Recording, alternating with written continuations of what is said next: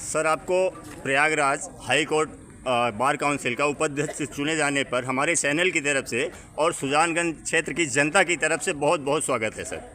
धन्यवाद मित्र। सर ये बताइए, मेरा पहला सवाल आपसे है सर, अभी तक तो हमने जो बड़े बड़े नेता हैं, विधायक हैं, मंत्री हैं, उनको लेट आते देखा था। किसी एडवोकेट को हमने आज तक लेट आते नहीं देखा। आज आप अपने समय से लगभग 1 घंटे लेट आए, तो ऐसा क्या कारण रहा सर? हम आपको सिर्फ प्रणाम करेंगे और सिर्फ ये कहना चाहेंगे कि कहीं न कहीं हमारे अंदर कमी थी। मैं आपको सच्चाई से अवगत नहीं करा पाया क्योंकि 4 बजे कार्यक्रम था, 3:55 सुजानगंज धरती पर आ गया था। जब आपका कार्यक्रम लेट था तो मैं गौरीशंकर बाबा के चरणों में प्रणाम अर्पित करने गया था और वहाँ से हो करके मैं यहाँ पर 3:55 पे आ गया था। 4 बजे का कार्यक्रम रखा गया था, मैं बिफोर था और दुर्भाग्य इस बात का है कि मैं आपके सामने लेट आया, उसके लिए मैं क्षमा प्रार्थी हूँ। आपको इंतजार करना पड़ा। कोई बात नहीं सर। ये बताइए सर, आपको बार काउंसिल का उपाध्यक्ष चुने जाने पर कितना हर्ष हो रहा है सर? मैं बार काउंसिल में bar association Allahabad high court में उपाध्यक्ष चयनित हुआ हूँ। निश्चित तौर पर क्षेत्र की जनता का हमारे ऊपर आशीर्वाद था और स्नेह था, जिसकी वजह से वहाँ जाकर के 42,000 वकीलों के बीच में हमको स्थान मिला। और मैंने पहले भी मैं 2 बार चुनाव लड़ा हुआ था, लेकिन वो 2 चुनाव में मैं छोटों से नहीं जीत पाया था। लेकिन अब की बार आप लोगों के आशीर्वाद से वो मुकाम हमको हासिल हुआ और हासिल होने के बाद ऐसा लगता है कि आपके बच्चे का, इस क्षेत्र की जनता का, हो सकता है कि मैं ऐसा कुछ कर सकूं और हमारे ऊपर कोई कर्ज बाकी हो जो उपाध्यक्ष के रूप में उसको अदा करने की स्थिति में, इसलिए क्षेत्र की जनता का कर्ज उतारने के लिए उपाध्यक्ष पद हमको मिला हुआ है। अच्छा सर, आप अपनी शिक्षा दीक्षा के बारे में बता सकते हैं? सवेली ग्राम सभा के मूल निवासी हूँ। प्राइमरी स्कूल में यहीं पर प्राइमरी स्कूल से 5 तक पढ़ा हूँ। यहीं आपके पीछे जूनियर हाई स्कूल सुजानगंज, जिससे मैं 6 से 8 तक पढ़ा हूँ। राष्ट्रीय इंटर कॉलेज में हाई स्कूल की शिक्षा ग्रहण किया हूँ और बिलवार इंटर कॉलेज में स्वामी कृष्ण इंटर कॉलेज से मैंने इंटर शिक्षा ग्रहण किया है। उसके बाद इलाहाबाद विश्वविद्यालय से BA MA LLB में किया हूँ और वहीं से रह करके 99 में इलाहाबाद विश्वविद्यालय मैंने टॉप भी किया था। सर सुंदरलाल छात्रावास के मैं अंतर्वासी था और 2005 में जाकर के बार काउंसिल ऑफ यूपी में रजिस्टर्ड हुआ। 2006 में हाई कोर्ट में रजिस्टर्ड हुआ हूँ और पिछले 2006 से 19 साल से मैं इलाहाबाद हाई कोर्ट में वकालत कर रहा हूँ। और आप लोगों के आशीर्वाद से हमको लगता है कि निश्चित तौर पर प्रयास यही हमारा रहता है कि फीस आप मत दीजिए, लेकिन लास्ट हमारे आर्गूमेंट में आप जरूर आइएगा। 500 रुपये हमको कम दीजिए, क्योंकि आर्गूमेंट ही हमारी इसलिए पहचान है। अच्छा सर, इस पद पर पहुंचने के लिए आपको कितने संघर्षों का सामना करना पड़ा? कोई संघर्ष नहीं होता, सत्य में हो जाते।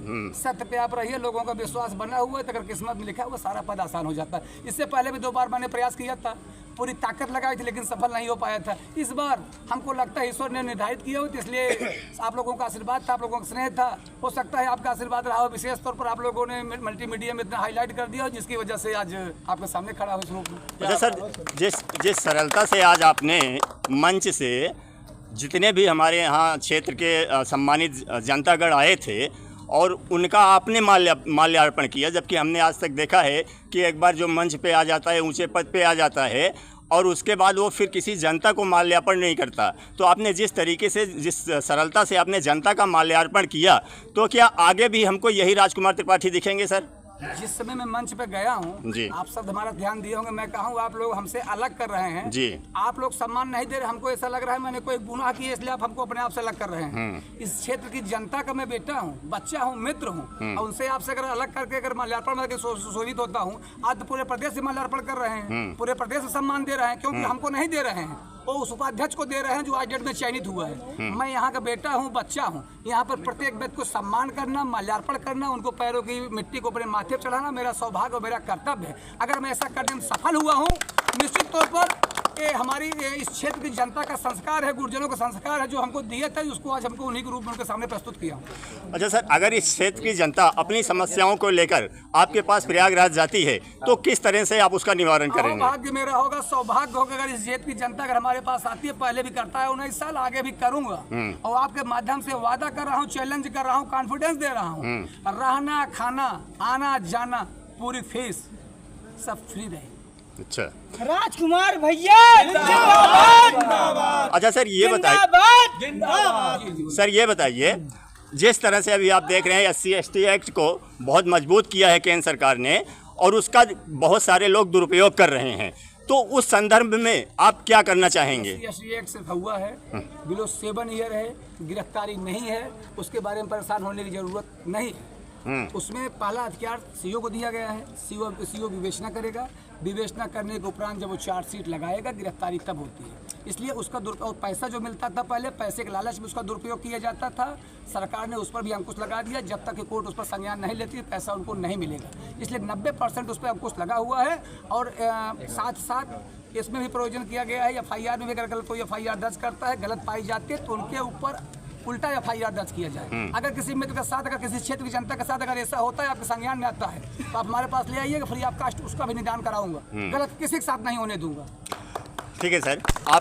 आपके कार्यकाल में प्रमुख प्राथमिकताएं क्या होंगी? प्राथमिकता देखिए, मैं वकीलों का नेता हूं। प्राथमिकता मेरी यही है कि ऑलरेडी जो मुकदमे वहां पर पेंडिंग पड़े हैं, जिनकी सुनवाई नहीं हो पा रही है, प्राथमिकता के आधार पर उस मुकदमों को सुना जाए, उसका निस्तारण किया जाए, और उसका निस्तारण होने से आम जनता को फायदा पहुंचेगा, हम लोगों को भी अच्छा लगेगा। सर, न्याय प्रक्रिया में देरी होने के लिए आप जो देरी होती है उसके लिए आप क्या कदम उठाएंगे? होने के पीछे कहीं न कहीं अज्ञानता है। लोग उस चीज को जानते नहीं। कुछ ऐसे वकीलों के या जो बड़े रजिस्टर, जिसको आप कहते तथा कथित वकील कहते हैं, जो वकील नहीं है, वो गलत रास्ते पर आपको उलझा देते हैं, गलत दिशा में आपको मोड़ देते हैं, जिसके लिए आपको न्याय नहीं मिल पाता है। वकील काम न्याय देना नहीं होता है। वकील काम सिर्फ इतना होता है कि ऑलरेडी आपके मुकदमे को अच्छी तरीके से जज के सामने प्रस्तुत कर दे।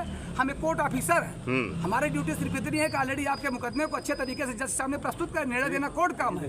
अगर हम अपनी बातों को, अगर अपने वकील की बातों को अगर जज के सामने का प्रॉपर तरीके से नहीं रख पाएंगे, तो निश्चित तौर पर न्याय उसको नहीं मिल पाएगा। इसलिए मैं आपसे कहूंगा, किसी योग्य व्यक्ति के माध्यम से, योग्य वकील के माध्यम से, सक्षम वकील के माध्यम से आप उनके पास पहुंचिए, तो निश्चित तौर पर आपको न्याय मिलेगा।